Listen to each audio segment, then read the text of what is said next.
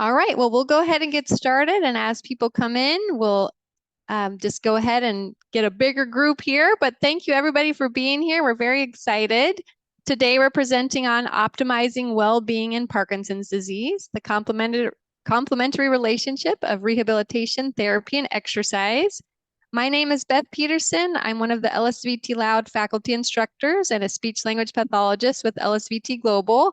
And I'm excited to be here today moderating the session. We have three wonderful panelists that will join us from speech-language pathology, physical therapy, and exercise physiology. So we get the full, well-rounded approach here. So I'm excited to have them presenting with us today.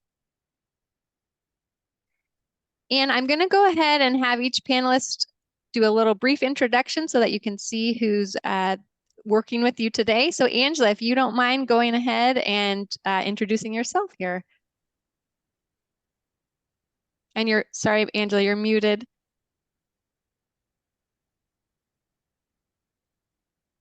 There we go.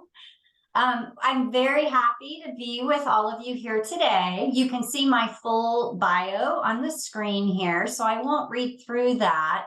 But just wanted to touch briefly on what my role is as a speech-language pathologist in working with people with Parkinson's disease. And that is really to help them improve their voice and speech so that they can be heard and understood. My favorite moments during my career are those moments when my patients come in and tell me about the life-changing events that have happened because prior to seeing me, they hadn't been understood, and then they use this new, louder voice, and they can be a viable and important part of the conversation again. And that's what I love doing as a speech-language pathologist. They no longer feel ignored, and they've re-entered that communication world. So I look forward to spending the next hour with you today. Great. And then Jamie, I'm going to have you go ahead and introduce yourself. Hi, I'm Jamie Brindle, and I'm a physical therapist. Again, my bio's there, but a brief review is that I've worked with people with neurological and vestibular disorders for over 20 years. The last 9 years, I've been in an outpatient setting in Colorado. And I do teach the LSVT Big program, which is wonderful for people with Parkinson's. I was gung-ho from the second that I went through training. It really works. Participants are super excited in coming into class. I love how they first say, wait, how often am I going to have to see you? And by the end, they're saying, oh my gosh, that went by so fast. We make every session fun and meaningful to the participant. And I love when family members come and maybe they haven't come for a few visits, and the participant gets to show off something that they have struggled with for years, or maybe haven't even been able to do in years.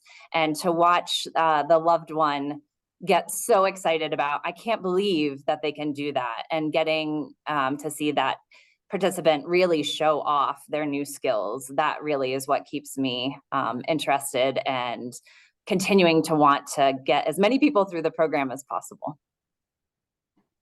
All right. Thank you, Jamie. We look forward to hearing from you today. And then next, I have Abigail, our exercise physiologist. So Abigail, why don't you go ahead and do a brief introduction? Hello, my name is Abigail. This is my background. I'm super excited to be asked to join for this webinar. I have a background in the use of treating any clinical conditions with exercise. I've worked anywhere from a cardiac rehab, pulmonary rehab, and then doing now where I am at Fox Rehabilitation, I get the chance to work with PTs, OTs, and speech therapists, which is really cool because I am such a big proponent of therapy, but I also am so excited to be able to talk about exercise and how that can also be used in the treatment of these conditions. And so I'm just super excited to be here and to talk to everyone more about that.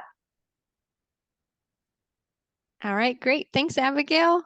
So I'm just going to go over some disclosures and some other logistics here before we get started. So panelists have non-financial and financial relationships. The non-financial relationships include that Angela Halpern is an employee of LSVT Global and has a preference for LSVT Loud as a treatment technique.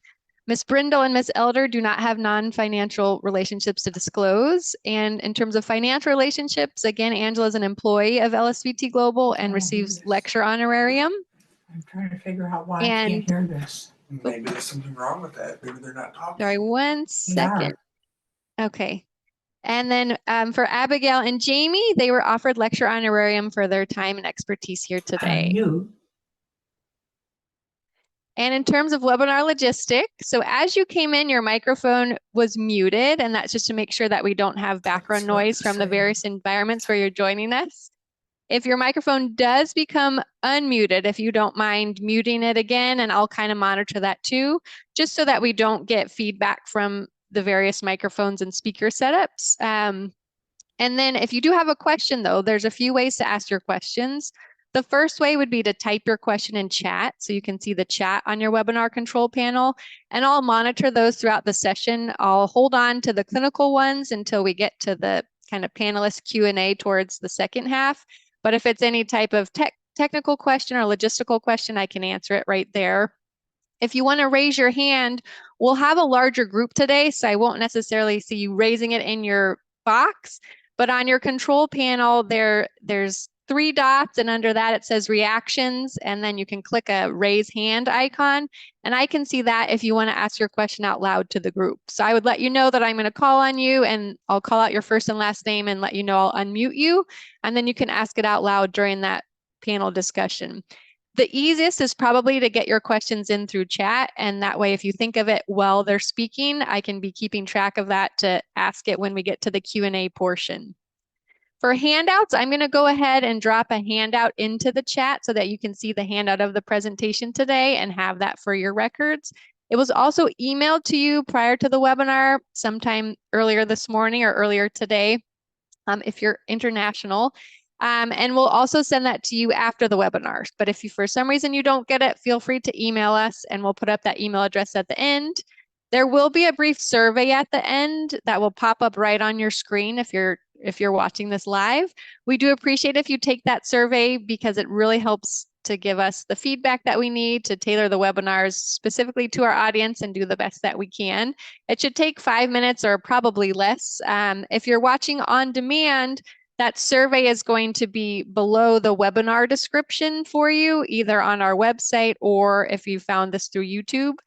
And then I'll go over that more when we get to continuing education units on the next slide here.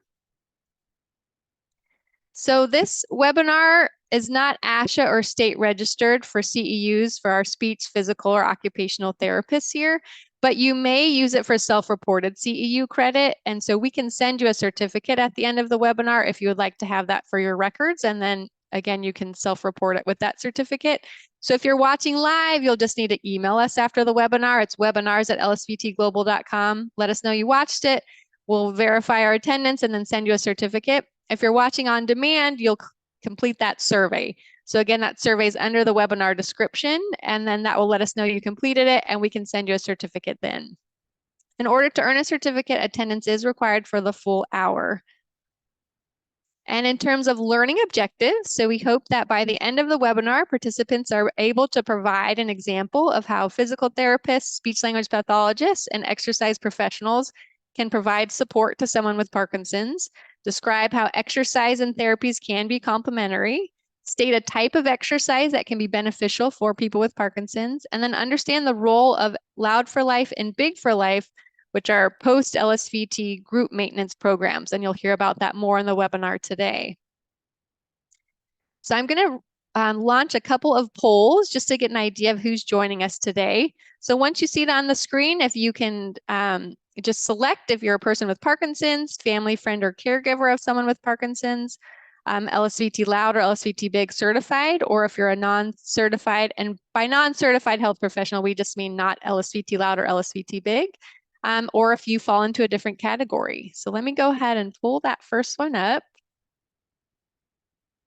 So hopefully it's displaying on your screen, and if you can just select your answer, and then I'll see if I can display it on the screen also.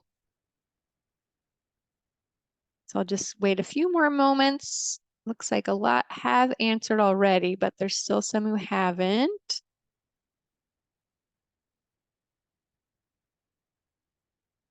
All right, I'm going to go ahead and close it, and we'll see if that, I'm going to click share results. So hopefully you can see that there. So mainly we have people with Parkinson's, but we have a good mix, you know, of everyone here. So also family, friend, and caregivers, LSVT big and LSVT lab clinicians and other health professionals, and then some others. So thank you for sharing that. It helps us just kind of know who's with us today. So I'm going to take that one down, and then let's pull up our next one. So this is just for those with Parkinson's. We're just interested to know if you've had LSVT loud or LSVT big or both. So let me see if I can get that poll launched. Okay, so hopefully you see that on your screen. So if that applies to you, if you can go ahead and enter your information there. And we can see who we have today. All right. So we'll go ahead and close that one. And so I'll share those results and we can see. So we have some who've had LSVT big or both. So it's great that you've had that. So thanks for sharing. Okay, so we're going to stop sharing that one and hopefully we're back on the screen there. All right, so I'm kind of done with my intro and logistics. And so we're going to go ahead and get more into the heart of the webinar. And Jamie, I'm going to go ahead and turn this next section over to you. Great. Hi, everyone. So first of all, let's talk a little bit about how your journey, if you are a person with Parkinson, has started. In general, at least what's happened in the past is that you go to see your neurologist and you're given a diagnosis. Hopefully, sometimes that takes a couple visits too, but you're given a diagnosis and kind of sent on your way. So diagnose and adios. You might be encouraged to exercise, but in the past you were not referred to therapies. Sometimes you would have medication, like I said, and then they would recommend exercise. Sometimes they would not, but you were kind of on your own from there.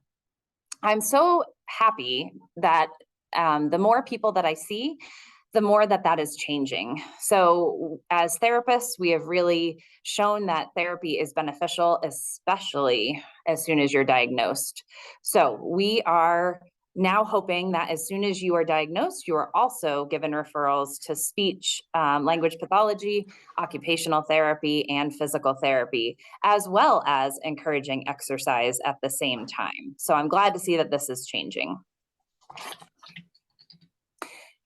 The ideal that we would like to see happening is that you go to see your neurologist, you're given your diagnosis, you may be started on medication. Yeah, to see last night. Oh, And you're referred right away for physical therapy, occupational therapy, and speech. In those sessions, we kind of think of it like the dental model. You're used to seeing your dentist on a regular basis, and we want you to be able to see your therapist on a regular basis too. We like to get people soon after diagnosis. One, we get to spend a lot more time with people than your neurologist does. We can spend a little bit more time on education with you, with your support team, your caregivers. So we really enjoy that aspect of really sharing the knowledge that we have.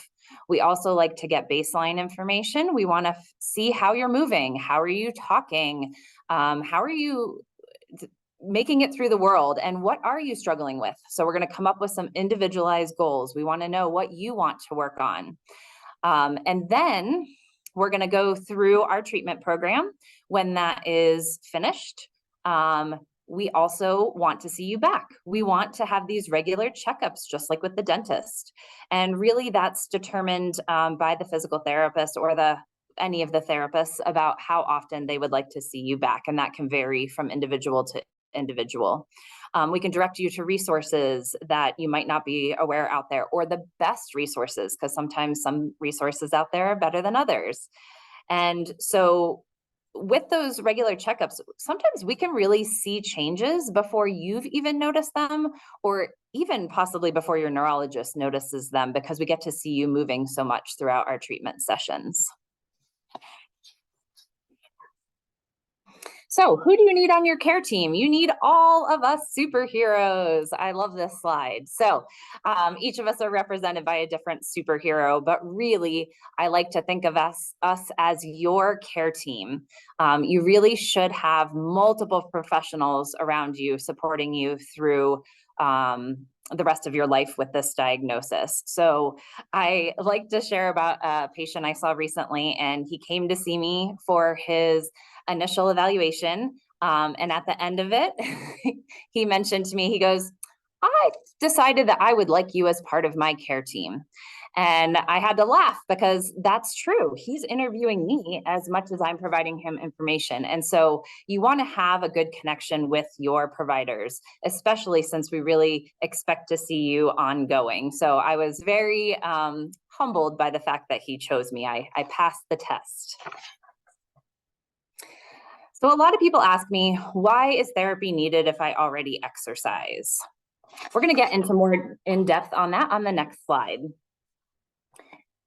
So I've already mentioned exercise is wonderful. First of all, that is the conversation from day 1 of seeing your therapist to day 40 of seeing your therapist is we want you to be exercising. So we're never going to discourage that. Our job is to supplement that. We want to create this evaluation, like I said, to establish a baseline so that when you come back to see us, we can see if you're maintaining those gains that you've made with us. We want to know what you want to work on. So we don't choose goals for you. Sometimes I have a goal that I think the person could master, but they have no interest in that. And we're not going to work on something you don't have interest in. So you are the driver of therapy. We want to develop a long-term plan. What are you going to do after therapy is no longer involved? And that involves the next step of exercise. We go through assessments to really find out where you're struggling that maybe you haven't realized, and then share that information with you. So we are very, I think sometimes when you go to see a doctor, you feel like they have an idea of what's going on with you, but they're not necessarily sharing what they're seeing. Our job is to share with you exactly what we're seeing and giving you very precise feedback, individual feedback on how to move better.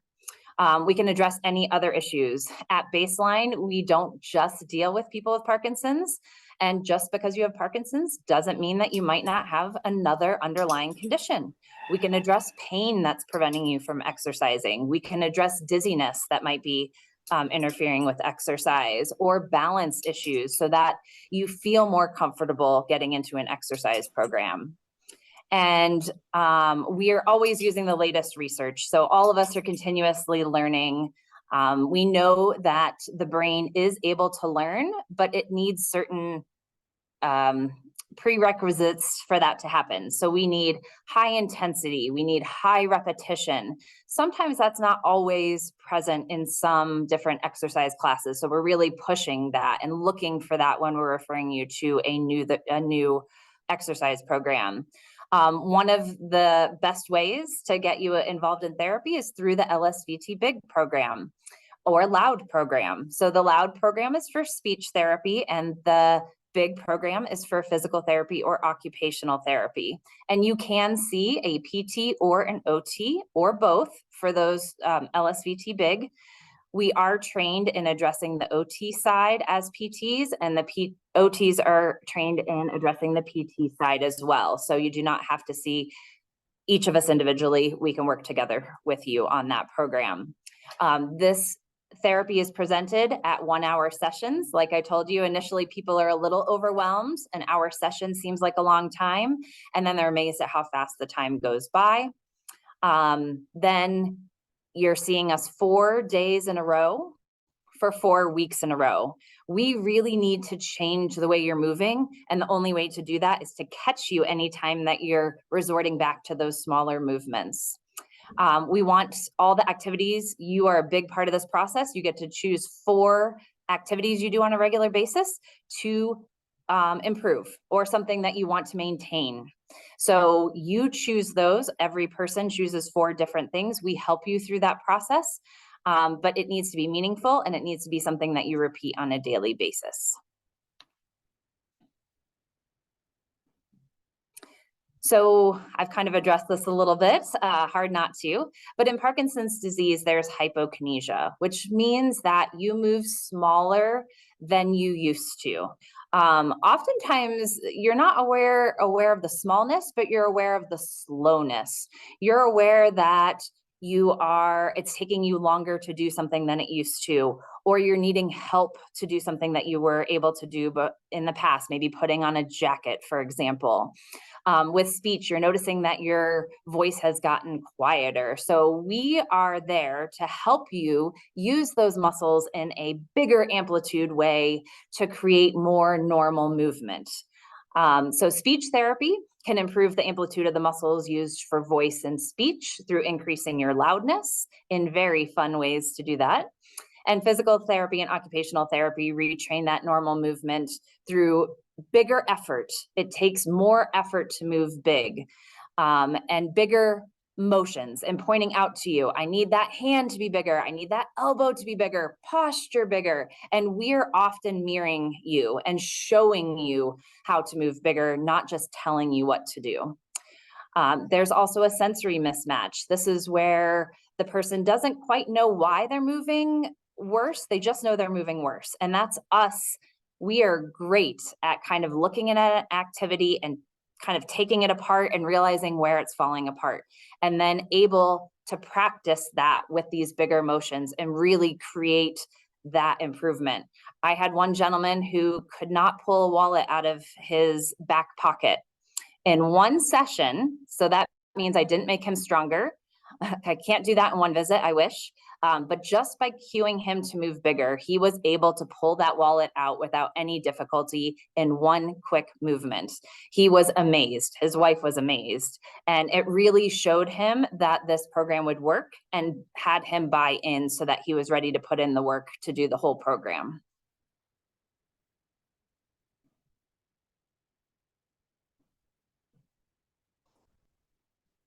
So we want to start as soon as possible. Excuse me. Of course, it's never too late. So if you have been diagnosed 5 years ago, please get in to see a therapist as soon as you can. We can always make changes. We just like to be ahead of that process. So I know some of the things that are going to start to be harder down the road, and we start addressing them before they even become an issue. So that way we're keeping people moving bigger and better before it starts to fall apart, instead of waiting until after you've had some falls. We want to see people as soon as possible. We can keep your speech loud before it starts to get quiet. Parkinson's is complex and progressive. We know this. This is why we want to see you on a regular basis. Things are going to change, and we want to be there right along with you, addressing those changes as they happen. Someone who is certified in LSVT big or loud has really had a lot of extra training in people with Parkinson's, learning more about the diagnosis, learning about motor symptoms as well as non-motor symptoms. I address many things that aren't what you would expect a typical therapist to talk about with you, but it's part of your disease process. We want to restore and optimize that function. We want to teach you what to do after treatment and really get you into something that you enjoy, that you're going to keep doing, because therapy does not end at the end of the therapy sessions. We really expect you to keep moving with these big motions over time, which is again that the big or loud for life programs that we'll talk about later. We want, like I said, we also are very aware of community-based exercise programs. There's a lot of financial funding for exercise programs for those with Parkinson's, and I love sharing the information about free classes or discounted classes that are available for you so that the financial is not a restraint. And we want to teach you how to use those bigger movements, and then you can keep those with the exercise programs, because exercise is great, but if you're not using those big motions, you're not getting as much out of the exercise as you could. So the whole point is to keep you moving big. We want to get you big and keep you big and loud. And we want to make a plan to keep you moving well for years to come. So we are a resource. Once you get to know us, I want you to reach out to me at any time that you're noticing issues, and we can get you back in for a quick tune-up session. So really, we have a great relationship that's ongoing, and we really get to know each other.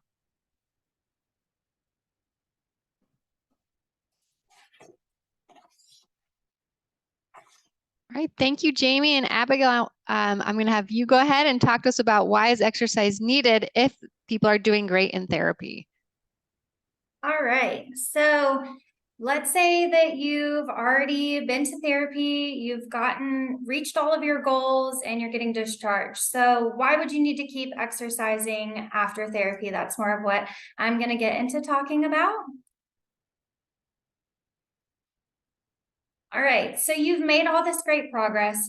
You are using these louder voices, these bigger movements, but we want to keep you there. As much progress as you've made in therapy, you have to keep practicing those things post-therapy. Otherwise, if you don't use it, you lose it. So I really want to talk to you about is more of what exercise can do for you.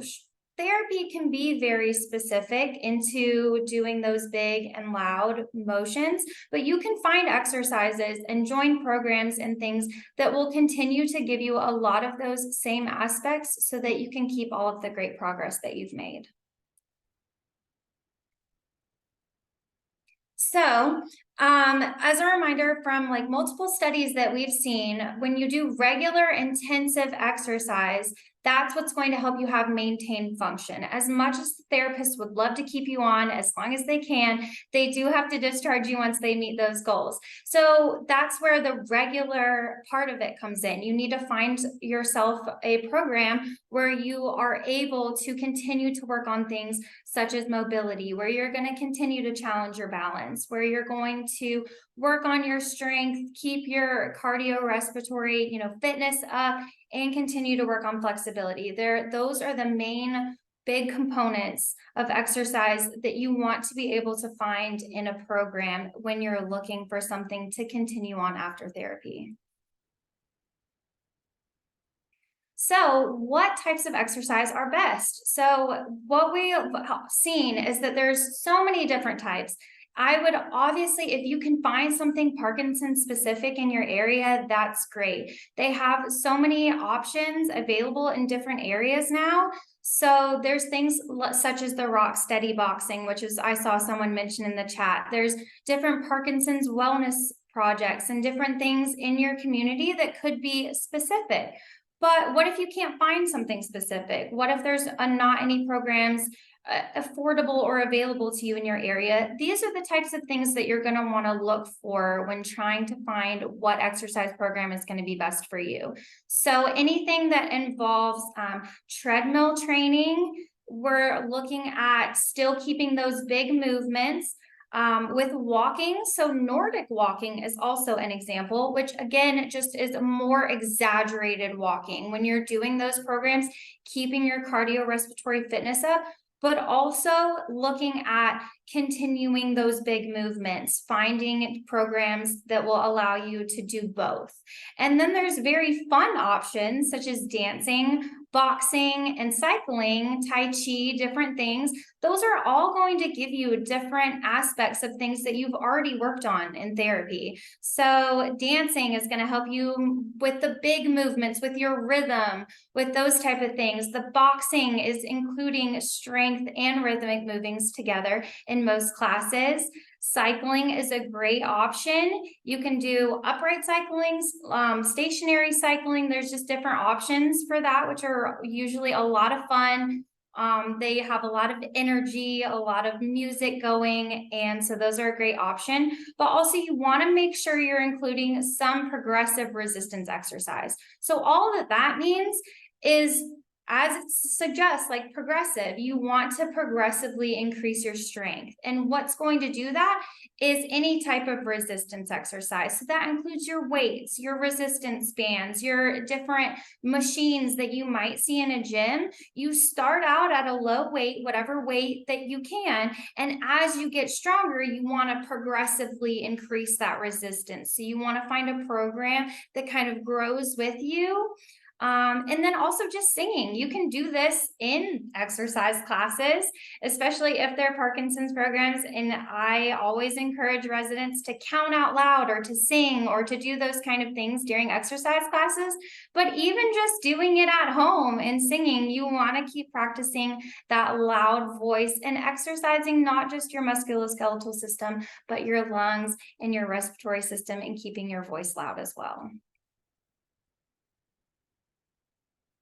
So with exercise, the recommendation for everyone is to get greater than 150 minutes per week. And that sounds like a lot, but if you break it down, just like you're doing with your therapy sessions, I mean, if you've been in therapy, your session was 60 minutes. That's a long time. Even if you're breaking it down into a 30-minute class here throughout the week and a 30-minute class there, it's not going to be as bad as you think it is. Like, you want to continue. If you could get 30 minutes a day, that's great. You don't have to keep it in this mindset of, oh, I need to get this 150 minutes. It's not all at once. You just want to be trying to aim for there or higher throughout your week.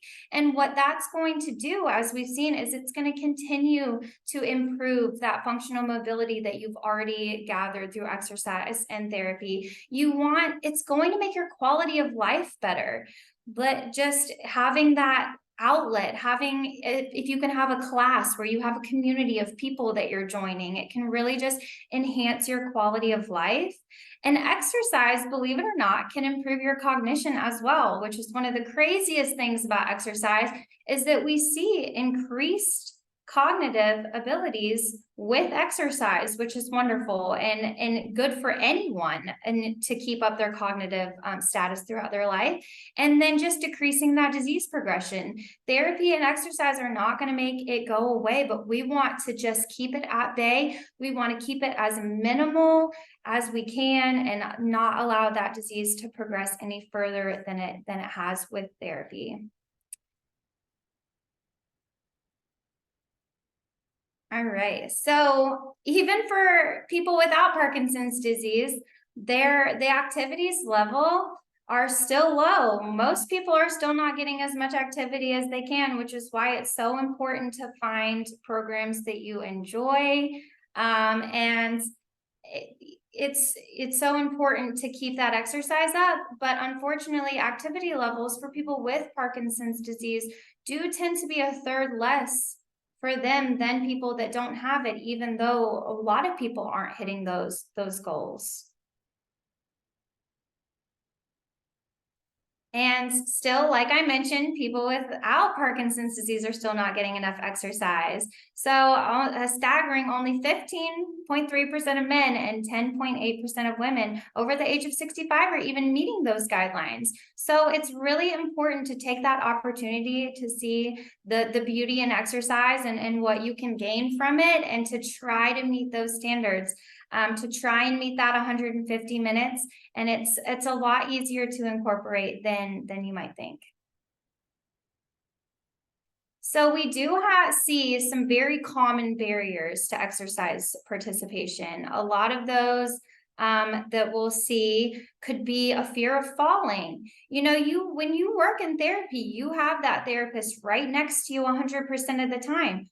Those group classes may seem very scary when you don't have that person right next to you. So it's very important to find an environment where you feel safe, and just to realize that, you know, you've done the work in therapy, and that, you know, a fear of falling, we don't want that to be a reason that you don't participate in exercise. So perception that exercise is not meaningful. So a lot of people think, well, if I'm going to continue to have, you know, this disease anyways, then why does it even matter? But if you've seen the great progress that you've made in therapy, we want to show you that the exercise will continue to be meaningful for your life and for your outcomes, and that it will make a difference. A lack of time. So like I said previously, 150 minutes sounds like a lot of your week, but it's really, if you can break it up into those little sessions, it's going to be a lot more manageable. If you can even get to 30 minutes, if you can get an hour class in, then that's great. But just finding the time in your day that works the best for you. And I promise that you can incorporate it a lot easier than you think. And just a lack of self-efficacy, just not feeling like you have that motivation, like you have that internal drive to exercise. It's not everybody's favorite thing, but just finding that that drive to keep going and to keep exercising and finding something that you enjoy. And then low energy.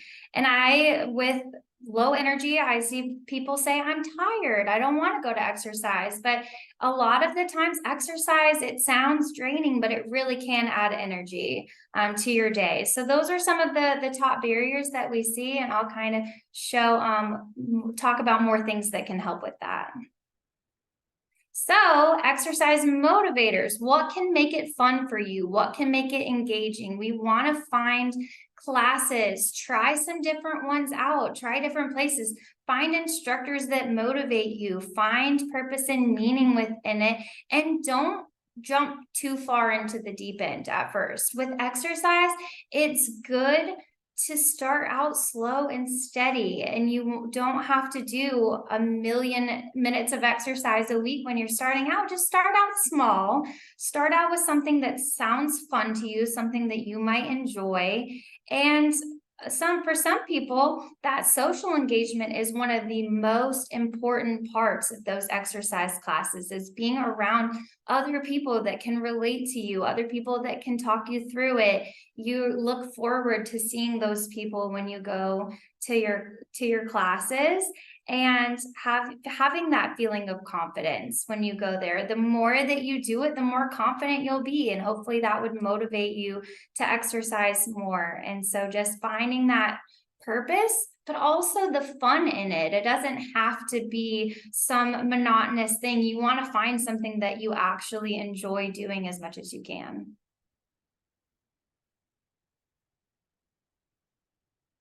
And yeah, now I think we go over to Angela. Yes, so I will pick it up here. Thank you so much, Abigail. And so what I'm going to do next is put the pieces together that Abigail and Jamie have provided you with therapy and exercise. So the goal with how these work together is to make sure individuals are fit, you see the benefit of exercise that's been well explained, and continue to move and speak with more normal amplitude. If you've had the LSVT therapies, that more normal movement, louder voice in daily life. So for people who have, and I think we need to go back one, Beth, for people who have completed LSVT big or LSVT loud therapies, we want to have you thinking about moving big and thinking loud during exercise. So community exercise is vital. If you're not sure about where can I find some of these wonderful things that Abigail presented to you, ask the therapist that you're working with, your physical therapist, your speech therapist, your occupational therapist. They probably have lots of great ideas and recommendations for exercise classes in your community that then you can put that bigger movements and louder voice into. And keeping up with your LSVT big or LSVT loud daily practice. What I always tell people I work with is you're going to continue to practice every day forever and ever. Amen. It should just take about 10 minutes, but that continues to keep you thinking about what is the proper amount of effort and loudness required to be heard and understood, or what is the proper amount of effort and bigness required for that normal movement. So when we think about why do we need some of these continued practice, if you've done LSVT loud and LSVT big therapies, is why would we need to continue to practice our LSVT loud and LSVT big exercises if I've already done the therapy or I'm doing something else instead? Well, not all exercise focuses on amplitude. So you need that daily dose of your LSVT loud, LSVT big to remind you how to stay big and loud, right? If we don't use it, we lose it. We want those constant reminders. Although nearly every form of exercise can be beneficial, not all are as intensive as in nature as what you get from those LSVT exercises.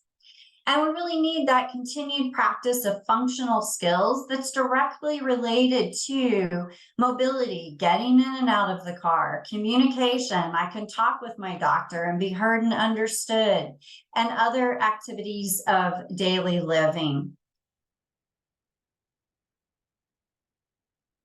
So one option, if you've had LSVT loud and LSVT big therapies, to consider if you need that little extra boost or motivator to continue to practice, are loud for life and big for life classes. These are exercise classes for people who have already gone through the one-on-one therapy. So LSVT loud, LSVT big therapies are one-to-one individualized therapy, never done in a group. But after you've graduated from that specialized skilled therapy, that is where group exercise to continue to practice the skills you've learned can be beneficial. These typically meet 1 to 2 times a week. I teach LSVT loud. Beth teaches an LSVT loud for life class. Jamie teaches a big for life class. And these classes can be done virtually or they can be done in person. And so if you wonder, I wonder if there's a loud for life or big for life class near me, you can go to the website listed here, and there's a place to find clinicians.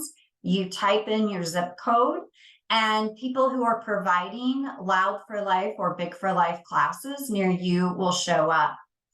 These are wonderful continued classes for continued motivation. The comments we get from people in the class are that the camaraderie that they experience every week is just huge. I've had people in my Loud for Life class tell me that it feels like a family to them. They're communicating with people who understand what it feels like when you feel like you're a little too loud, but everyone else is saying, nope, it's just normal loudness. Or you feel like you're moving too big, and other people in the class will say, yeah, I get it, but nope, we're just moving in a normal level. So those are some things that you can check out. And then finally, if you're a therapist or exercise professional joining us here today, take the time to find out who are the Parkinson's experts in your community, or if you're the Parkinson's expert in your community, reach out to other therapists and tell them about yourself so that you can be a referral source. We really want to see this as building a community together so that we know who the speech, physical, occupational therapists are, who the exercise professionals are that have an expertise in Parkinson's and can help our clients all work together for that. So now we're going to turn it over to your questions, and I've already seen some wonderful ones coming through, and I know Beth will kick us off with some of those questions. All right, great. Thank you all for that great overview there. So if you have a question for one of the panelists, you can type it in the chat, and then I'll ask it out loud so the whole group can hear and the panelists will respond. You can also raise your hand by clicking on your 3 dots in your control panel, then click reaction and click hand raise, and then I'll unmute your microphone and you can ask your question out loud. So let me just pull up our panelists here, and then we'll go ahead and get started with that. Okay, so I'm going to go ahead and start with the question.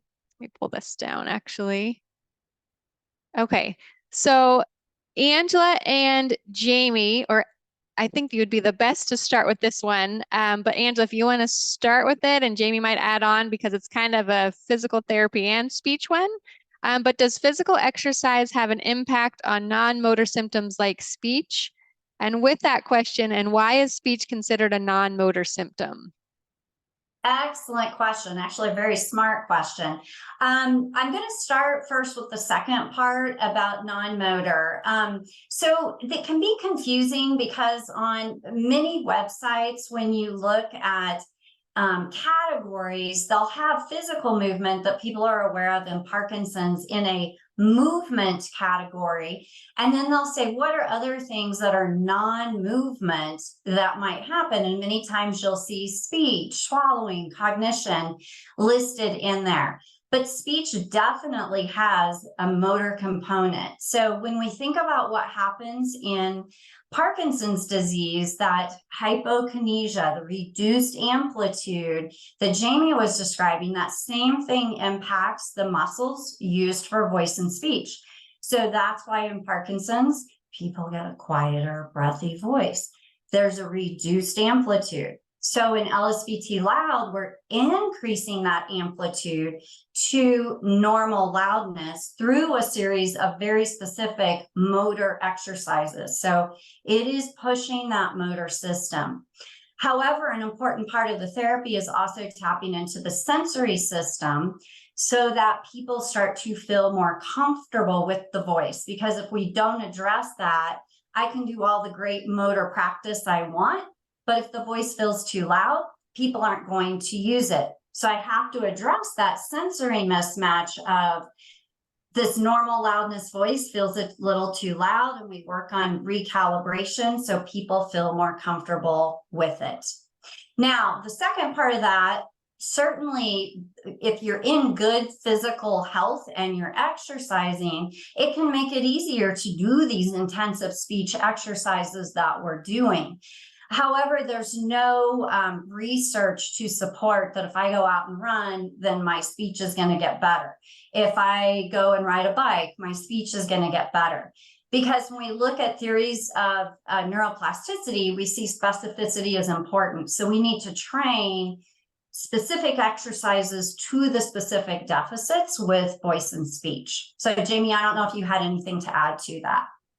Well, yes, I think physical activity, whether that's physical therapy or exercise, also does address some non-motor symptoms such as constipation, which is a #1 non-motor symptom. We know that the more that we move, that does help our digestive tract.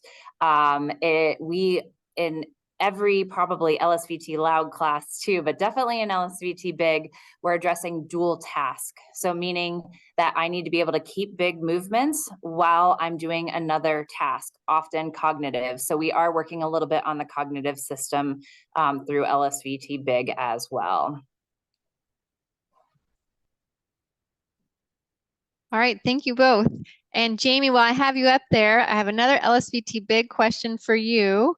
So is there any benefit to LSVT big if only provided 2 times a week for 30 minutes for 3 weeks? I think just in general, any benefit to it if the dosage is lessened? So this is a very popular question. So the LSVT big is one of the few, actually the only research-based programs for people with Parkinson's disease. So it has been studied and tested, but it's only been tested at the frequency and duration that is prescribed. So that is that 1-hour session, 4 days a week for 4 weeks in a row. So anything that is less than that, we cannot promise the same benefits out of the program. That being said, I have definitely treated people using the same principles, but not called it LSVT big if it is absolutely out of the question for that person. Maybe they have a $100 copay. Financially, they cannot go through the whole program, but we are very clear that is not the LSVT big program, but we can still work on improving amplitude and addressing their individual goals. Really, to get the benefit, we have to change that pattern, and we need that high repetition to create that. So you're not going to get the same benefit out of anything, any less than that. And honestly, with a lot of people, I need to go beyond that. So 16 visits is the minimum. But oftentimes we've continued for another week or 2 beyond that because the person really hasn't embraced that as a new motor pattern yet. And that's really what we're looking for, is that they're thinking big in everything that they do, that it's not just cued in our sessions, but that they can carry that over outside of the clinic. Great. Thank you, Jamie. And then Abigail, if you don't mind answering this one. So what's your approach as an exercise professional to supporting patients after they've completed LSVT Loud or LSVT Big?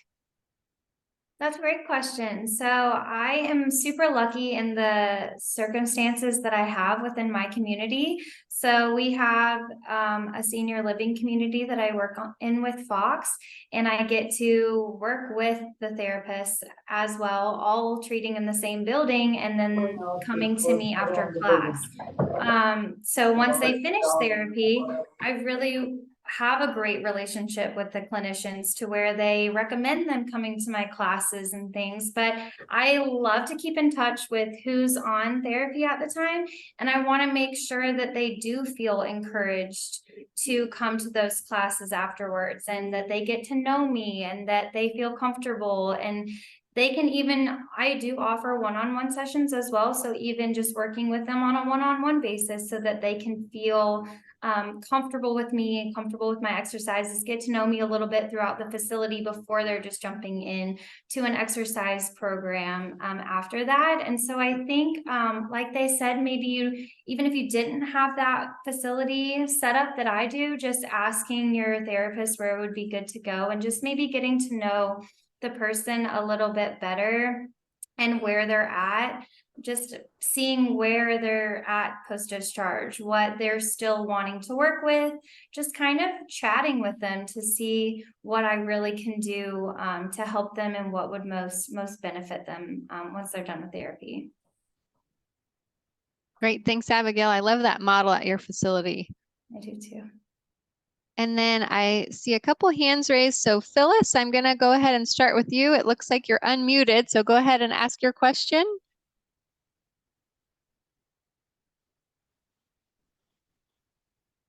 And let me double check. We don't hear you yet, Phyllis. And let me make sure. And now I don't see you. So hopefully Phyllis comes back on. In the meantime, we'll go ahead and Graham, I see that you also have your hand raised. So go ahead and ask your question. Yes, ma'am. The LSVT big program is amazing. The question I've got is Parkinson Association, Michael J. Fox endorsed the Rocksteady boxing program for folks with Parkinson's as a great program. Looking at what I've studied about the big program and the Rocksteady, a lot of them are the same things. How does the Rocksteady program and the big program complement each other, or is there a problem between the two? Great question. And Jamie, I'm going to let you take that one. Sure. No, that's a wonderful continuation program. I will say that I've added some boxing into my classes in the therapy arena as well. The biggest thing is, so the reason we love boxing is because it encourages big movement, big effort, and rotational movements, which also we're always encouraging because you get a little bit more rigid or stiff with Parkinson's. And also memory. Yes, I was going to say, and then the dual tasking. So you're doing two things at once. You have to memorize a little routine and then carry that out. So as a physical therapist, I highly recommend those programs when people are done with me. I don't think there is any difference. It's like we said, there's the therapy piece where we're really addressing how you move in your day-to-day life, and then the continuation with the exercise as well. It's both, not one or the other. Thank you. Great. Yeah. Thanks, Jamie. And Angela, I have another one for you. So this person has said, my smile seems to have disappeared. My face is flat. Is that a common symptom? And how can that be addressed so I can smile again? Yes, thank you for this question. It is very common. I mean, in Parkinson's disease, what's called the masked face with that decreased facial expression is common. What we've actually seen with research is following LSVT Loud, there have been some changes in facial expression. And this is one of the beautiful things of the therapy. So as a person doing the therapy, it's simple for you. You think of one thing. You think about being loud. And what the research shows us, what we see clinically as therapists, is this spreading of effects. So it's as if that single variable serves as a trigger to then spread effects across the system. So we've seen changes in articulation, changes in respiration, changes in facial expression, neural imaging data showing changes following the therapy. And so there's actually some research studies that have been published. If you go to our website, there's a research blog, and you can find the main studies on those changes in facial expression following the therapy. So just a consideration if you haven't been through the LSVT loud therapy with that. What I love to see when I go through the weeks of treatment is I start to see that sparkle coming out in my patients as I'm working with them, and through that spreading of effects. Thanks, Angela. So the next one, I think so the question is, how is the program paid for after the therapy is completed? So Abigail, I'm thinking it might be towards you, like what if you do continued exercise? So if you want to start with this one, and then if the others have anything to chime in, go ahead. Sure. I'm not sure if they were talking about specifically the LSVT. For that, that might be more if they have any continuing classes. But for me, I can answer that from just an exercise in general perspective. It really depends. So we have lots of different options.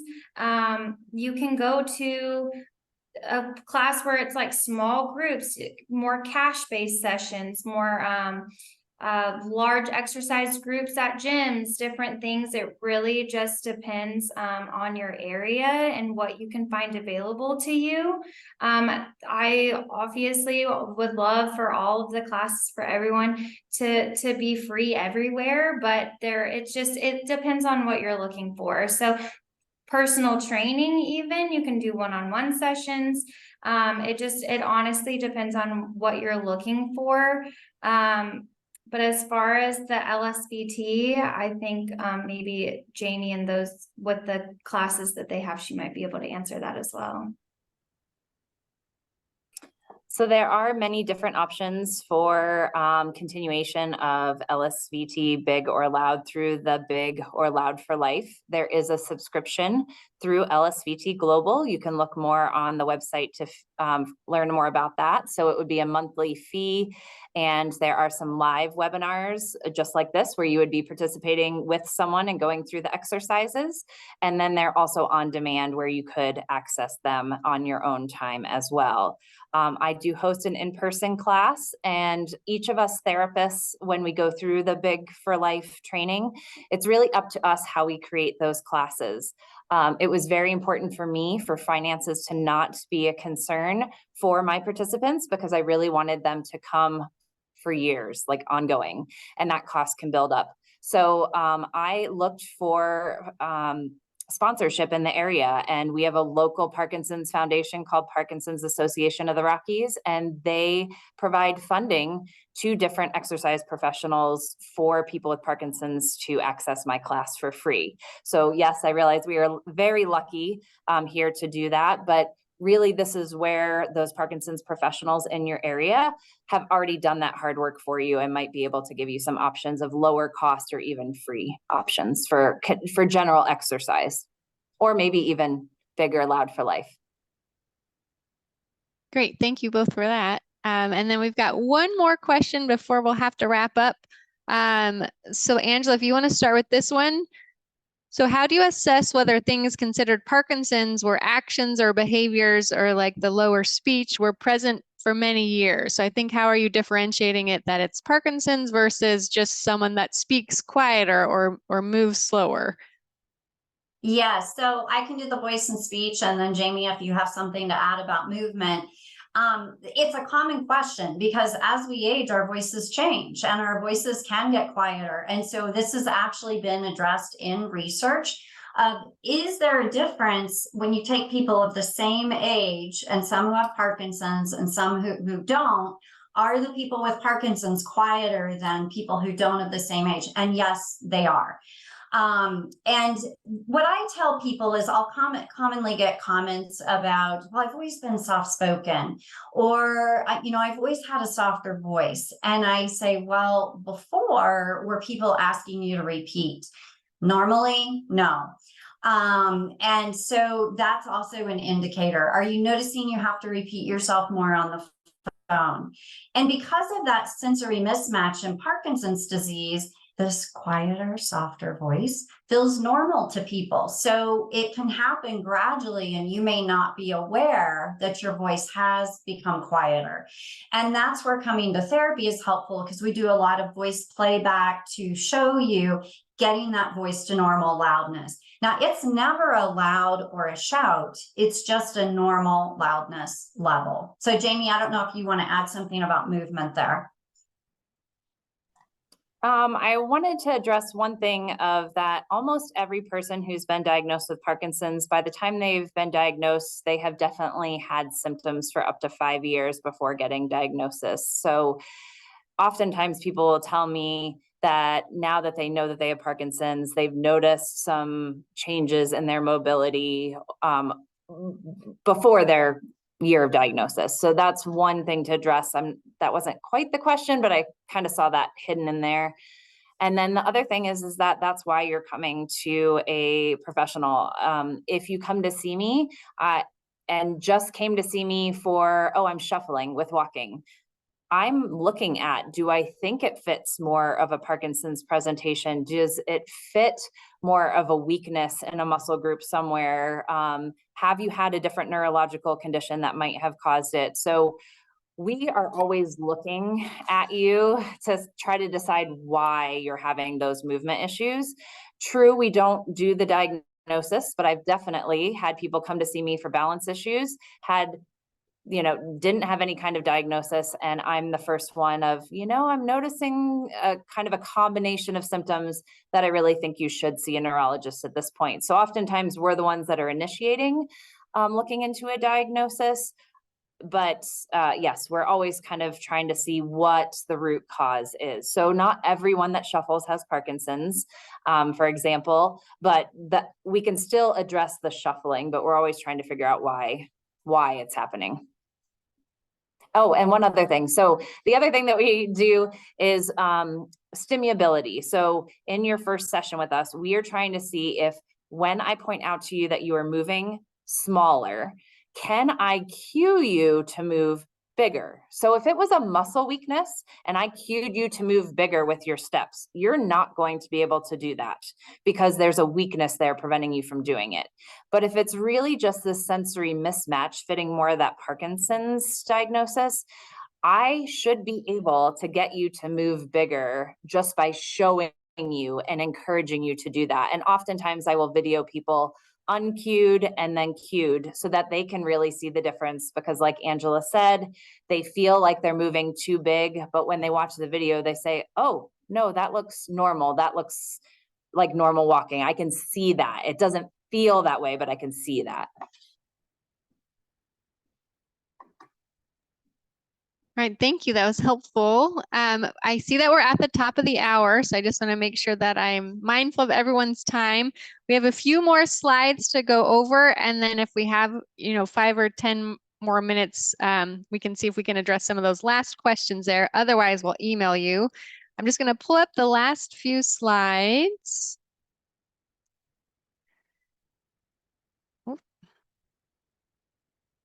All right, and Angela, if you want to take over here for this final section. Sure. Well, thank you so much for being here with us today as we just go in summary. We hope now that you're able to see how what we hope are your superheroes in your community can work together to help you. And you are the driver of this bus. We are here to help you to reach your goals and achieve what you want.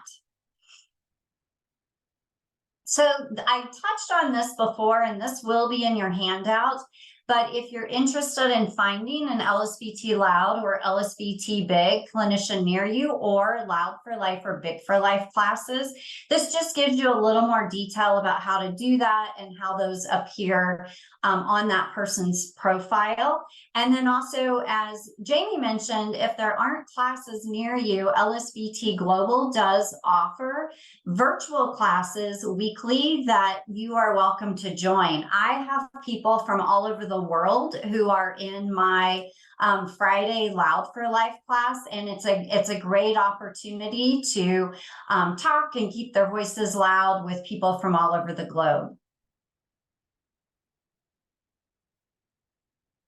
And then this is, again, just for your reference in your handout. We wanted you to have access to some more specific resources on finding exercise programs in your community.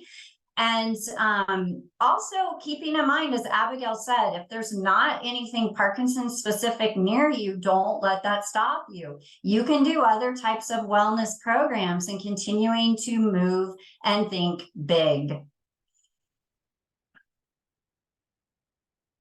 So in summary, we have discussed how PTs, FLPs, and exercise professionals can provide support to someone with Parkinson's, and how these things should be complementary. It's not one or the other. Start with those therapies to restore function, then incorporate that exercise to maintain, and do your periodic tune-ups and visits back with your therapist. Those can work very nicely together.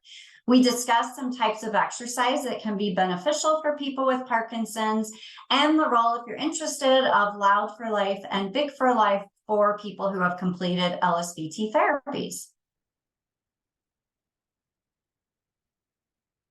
And this is information about our next webinar in November, which covers the topic of people who have undergone deep brain stimulation and how to maximize communication and mobility outcomes following that. So there's information here if you would like to join us for that webinar. Beth, I'll actually let you talk about the survey a little bit more if you would like. All right, sounds good. So yeah, this is just a reminder about the survey. If you're watching us live, the survey will display on the screen right after the webinar. It will also be emailed to you sometime tomorrow in a follow-up email. And we do ask if you can take it. It really does help us. Again, we use that feedback to help us as we plan webinars and just make sure that we're tailoring them as best as we can to the people who are viewing them. If you're watching on demand and you want a certificate for the webinar, you will need to take that survey.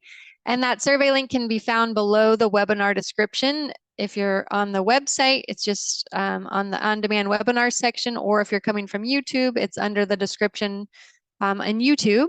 And it should take less than 5 minutes to complete, but we really do appreciate if you can take that. So thank you in advance. And then we just want to end with a big thank you. So thanks to our panelists here today for giving us your time and knowledge. We really appreciate everything that you've shared. Thank you to those in attendance for sharing this hour with us. You had some really great questions. It was nice to have such a large audience. So thank you for being here. And I saw a couple questions that were still there. So I'm going to go ahead and follow up over email because I know we're over our hour and I don't want to keep you any longer. But thank you for joining us, and we hope that we see you guys on another webinar. Take care. Thank you. Thanks, everyone. Thank you. Have a great day.